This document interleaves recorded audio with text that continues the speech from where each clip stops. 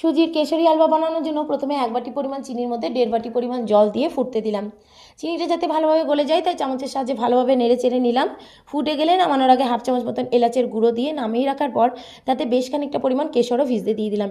এরপর কড়াইয়ে 1 চামচ পরিমাণ ঘি গরম করে তার মধ্যে বেশ খানিকটা পরিমাণ কাজু কিশমিশ দিয়ে হালকাভাবে ভেজে নিয়ে তারপর সেগুলোকে তুলে নেওয়ার পর ওই কড়াইয়ের মধ্যে 1 বাটি পরিমাণ সুজি দিয়ে হালকাভাবে ভেজে নেওয়ার পর একটু বেশি টেস্ট আনার জন্য তাতে আরও 2 চামচ মতন ঘি দিয়ে দিলাম। এখানে যতটা পরিমাণ ঘি দিয়ে সুজিটাকে ভালোভাবে ভাজা হবে এই হালুয়ার টেস্ট কিন্তু ততটাই হবে। সুজি ভালোভাবে ভাজা হয়ে গেলে তার মধ্যে কেশর ভেজানো যে চিনির রসটা রেডি করে দিয়েছিলাম সেটাও দিয়ে দিলাম সুজির মধ্যে, ভালোভাবে মিক্স করে নিলাম। আর একটু ভালো কালার আনার জন্য সামান্য ফুড কালারও এখানে অ্যাড করে দিলাম।